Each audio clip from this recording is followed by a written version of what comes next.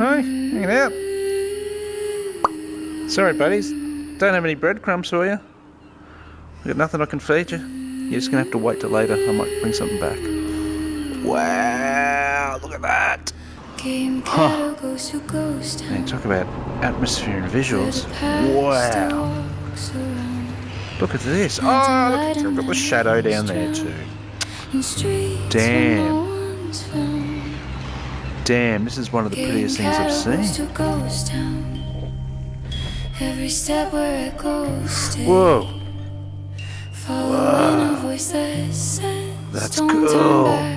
Man, this game is fantastic, eh? Oh, look at that. Oh, wow. Wow. Well, hello there, wonderful people. It's Gamecatto here, back again, and today we're reviewing Ghost Town, the award-winning VR title from Fireproof Games. That's right, the team that brought you The Room VR. And look, now, full honesty, puzzle-heavy games have never really been my genre, so I'm going into this as someone who's not a big puzzle games liker, fanatic, and I've never played The Room VR because my brain and puzzles, well, we have an understanding. Yep, that's right. We like to keep our distance from each other. But anyway, this version of Ghost Town is a port of the original Quest release, which already won a stack of awards and technical praise. So I was genuinely excited to see how it translated to PSVR2. And full disclosure, before we go any further, the review key was supplied by Barry from Fireproof. So no influence here, just honest, spooky vibes. So let's start with story and premise. So Ghost Town, it drops you into an abandoned village. It's soaked in mystery, memory and melancholy. You're slowly uncovering what happened to the town and its people through exploration and environmental storytelling. And look, it's not jump scare horror. It's a quiet, reflective ghost story that lets the world speak for itself. And it's just quite an experience. It's quite a visual and oral experience. And that's what we're going to talk about now, is the visuals atmosphere. I mean, it just looks fantastic, all right? It really does. It's such a well-designed, well-laid-out, great-looking game. And visually, it's just stunning. And thanks to the OLED HDR panels, you're getting those deep blacks that make all the interiors properly eerie. You've got that strong contrast. It really sells that ghostly mood.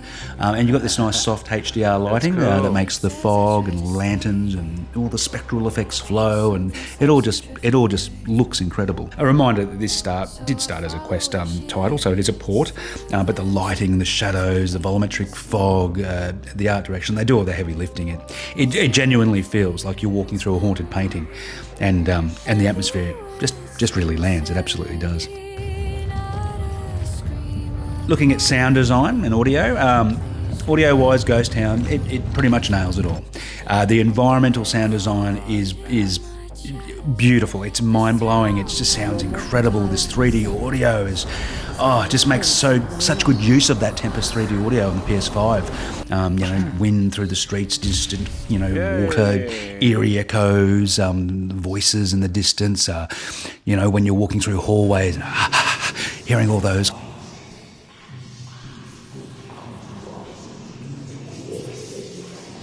Hearing all those kind of spiritual sounds.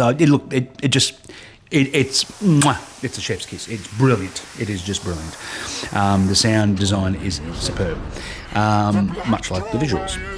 However, it's the dialogue that's where it wobbles a bit for me. It's where it lets it down, because even though the voice acting is clean, some of the performances just feel a little bit hammy or theatrical. And what?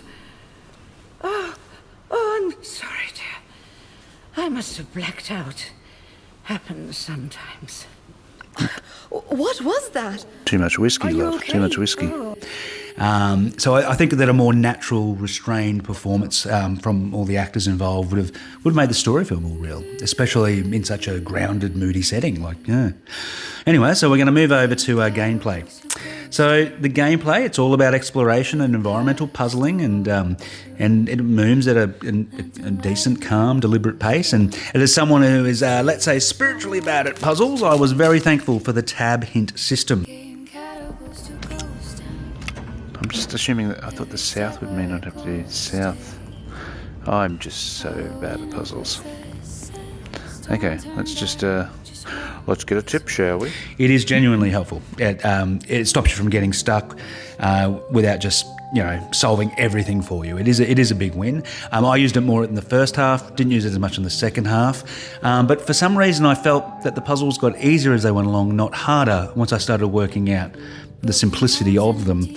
I feel that it should have been kind of the opposite way around. They should have ramped up in difficulty as it went along, but anyway, that's that's not a downside for me, since I don't like puzzles, so I found it nice and simple. But kind of in between the puzzles is what I felt was missing something. I would have liked to have more to do in between the puzzles, like even if I was driving from one location to another. I mean, things like that would just open up the world, bring out the universe, sell it more as real.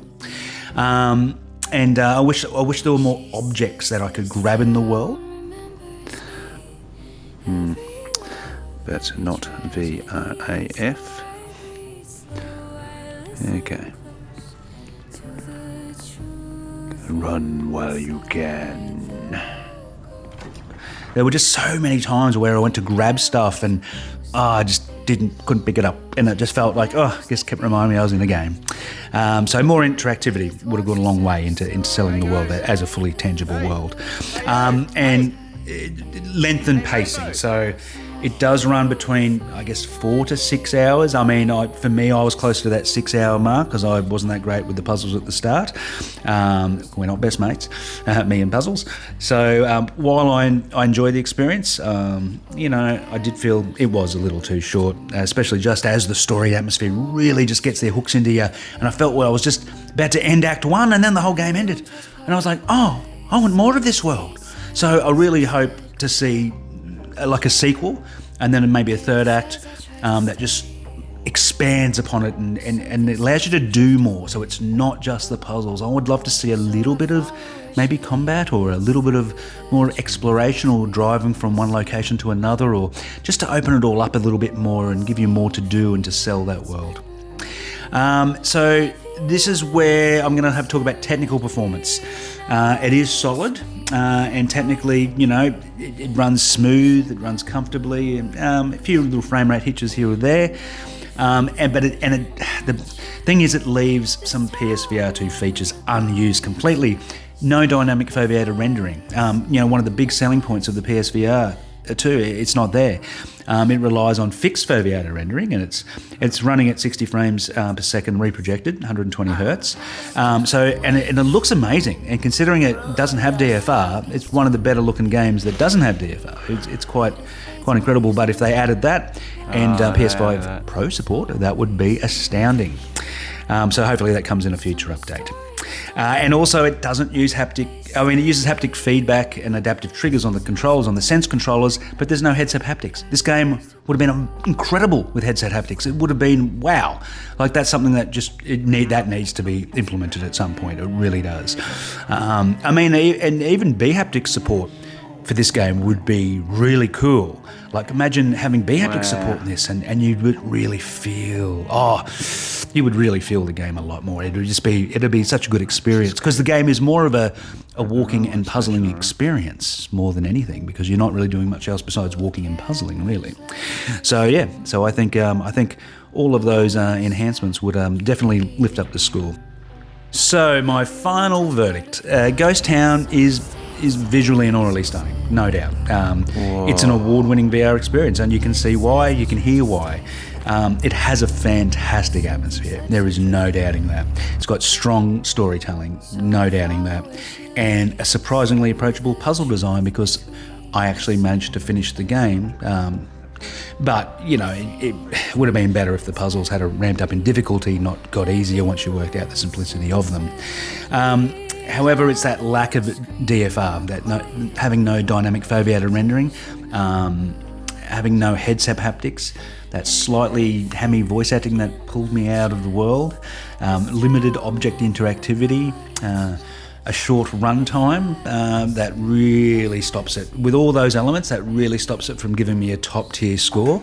Look, I know for some people this is game of the year, but for myself, I'm not into puzzles, but I'm trying to look at this from a puzzle game perspective for people who do like puzzles.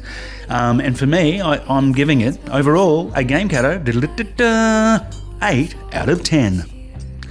So anyway, that's it, folks. Hope you pick up the game. Go and support Fireproof Games so they can bring out more amazing games like this over to PSVR2. And if you enjoyed this review, please like, subscribe, and as always, keep on playing. These stones are ancient. You reckon? Yeah, I reckon they're from, they've just bought them from Bunnings and just, slapped them in recently. No, I reckon you're right. I reckon they're ancient.